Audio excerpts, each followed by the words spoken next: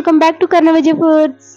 అమ్మవారికి నైవేద్యంగా పెట్టే ఈ పూర్ణం బూరెలు గుండ్రంగా పర్ఫెక్ట్గా టేస్ట్ ఏమాత్రం తగ్గకుండా రావాలి అంటే ఈ వీడియోని చివరి వరకు మీరు స్కిప్ చేయకుండా స్టెప్ బై స్టెప్ నేను చెప్పే ప్రతి టిప్స్ ఫాలో అయినట్లయితే మీకు పర్ఫెక్ట్ బూరెలు అనేది వస్తాయండి.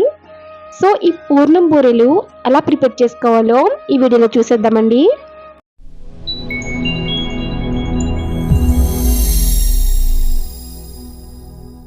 ఈ పూర్ణం బూరెల తయారీలో ప్రతి ఒక్కరికి ఈ బూరెల పిండి అనేది ఎలా తయారు చేసుకోవాలో కొంచెం కన్ఫ్యూజన్ అనేది ఉంటుందండి. ఏం లేదండి, 1 కప్పు మినపప్పుకి 2 కప్పుల బియ్యం పిండి అనేది తీసుకోవాలి. ఇప్పుడు ఈ మినపప్పుని 2 అవర్స్ పాటు నానబెట్టాలండి. ఇలా నానబెట్టుకున్న మినపప్పుని గ్రైండర్లో వేసి గ్రైండింగ్ చేసుకోవాలి. చాలామంది మిక్సీలో వేసి గ్రైండింగ్ చేస్తూ ఉంటారు. అలా గ్రైండింగ్ చేయడం వల్ల బూరె అనేది గట్టిగా వచ్చేస్తుందండి, సాఫ్ట్ అనేది అసలు రాదు. సో గ్రైండర్లో వేసి గ్రైండింగ్ చేసుకోవడం అనేది చాలా బెస్ట్ అండి. వీడియోలో చూపిస్తున్న విధంగా పప్పుని ఇలా మెత్తగా గ్రైండింగ్ చేసుకోవాలండి. ఇక్కడ నేను చెప్పినట్టు 1 కప్పు మినపప్పుని గ్రైండింగ్ చేసుకున్నాక 2 కప్పుల బియ్యం పిండి అనేది కలుపుకోవాలండి.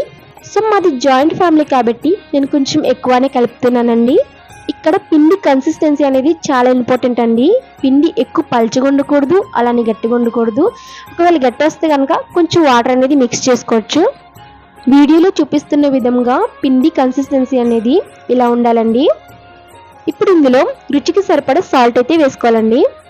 మీకు నచ్చితే కొంచెం పంచదార అనేది యాడ్ చేసుకోండి. పంచదార యాడ్ చేసుకోవడం వల్ల బూరెలు కొంచెం బ్రౌన్ కలర్లోకి అయితే వస్తాయండి. ఇలా మిక్స్ చేసి పెట్టుకున్న పిండిని ఒక అరగంట పాటు పక్కన పెట్టేసేయండి. దీనివల్ల పిండి ఫ్లఫీగా అవి బూరెలు అనేది సాఫ్ట్గా వస్తాయండి. ఇప్పుడు మనం బూరెల్లోకి శనగపప్పు పూర్ణం అనేది ఎలా ప్రిపేర్ చేసుకోవాలో చూసేద్దామండి. దీనికోసం ముందుగా 1 కప్పు శనగపప్పుని శుభ్రంగా వాష్ చేసుకుని వాటర్ వేసుకుని 1 గంట సేపు నానబెట్టుకోవాలి. మీకు ఈ పూర్ణం బూరెలు తయారీలో ఏమైనా డౌట్స్ ఉంటే నాకు కమెంట్ చేయండి, నేను తప్పకుండా రిప్లై ఇస్తాను.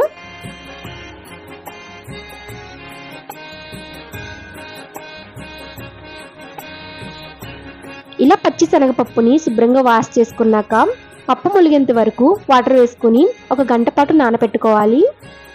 ఇలా నానబెట్టుకున్న పప్పుని కుక్కర్లో వేసుకుని కొంచెం వాటర్ వేసి ఒక 3 విజిల్స్ అయితే వేయించాలి.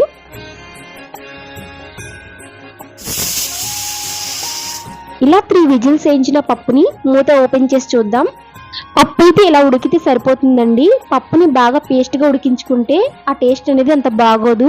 ఇలా ఉడికించుకున్న పప్పుని పప్పు గుత్తితో కొంచెం కచ్చాబిచ్చగా మ్యాష్ చేసుకోవాలండి.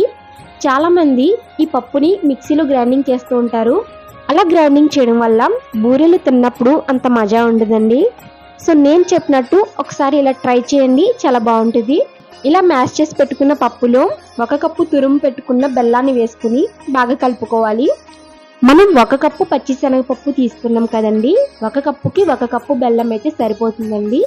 మీరు కొంచెం స్వీట్ ఎక్కువ తినేవారైతే మరొక 1/2 కప్పు బెల్లం అనేది యాడ్ చేసుకోండి. ఇలా కొద్దిసేపటికి బెల్లం మొత్తం ఇలా మెల్ట్ అయ్యి కొంచెం దగ్గర పడుతుందండి. ఇలా దగ్గర పడిన తర్వాత ఒక 1 టేబుల్ స్పూన్ నెయ్యి వేసుకుని ఫ్లేవర్ కోసం కొంచెం యాలకుల పొడి వేసుకుని బాగా మిక్స్ చేసుకుని స్టవ్ ఆఫ్ చేసుకోవాలి.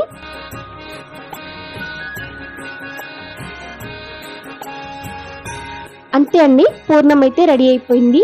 దీన్ని కొంతసేపు చల్లారి పెట్టుకోవాలి.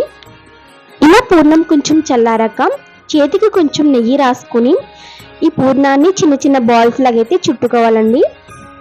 ఈ పూర్ణాలు సైజ్ అనేది కొంచెం చిన్నగా ఉండేటట్టుగా చూసుకోండి. దీనివల్ల బూరెలు అనేది బాగా వేయగలుగుతారు. పూర్ణాలు కొంచెం పెద్ద సైజు చేస్తే మీరు బూరెలు వేసేటప్పుడు కొంచెం కష్టంగా అనిపిస్తుందండి.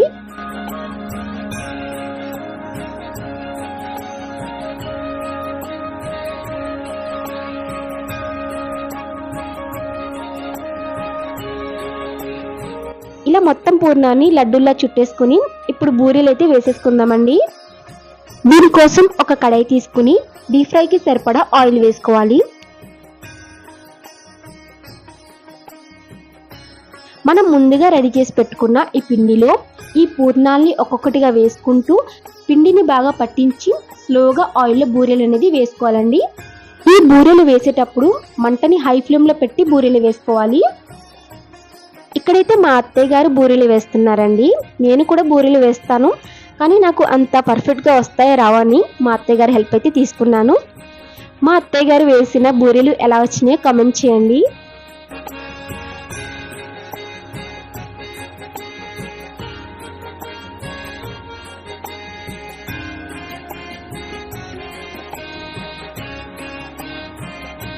ఇలా నూనెలో సరిపడా బూరెలు అయితే వేసుకోండి, ఎక్కువ బూరెలు అయితే వేయకండి. ఇలా వేసుకున్నాక నెమ్మదిగా ఒక్కొక్కటి టర్న్ చేసుకుంటూ బ్రౌన్ కలర్ వచ్చేంత వరకు ఫ్రై చేసుకోండి.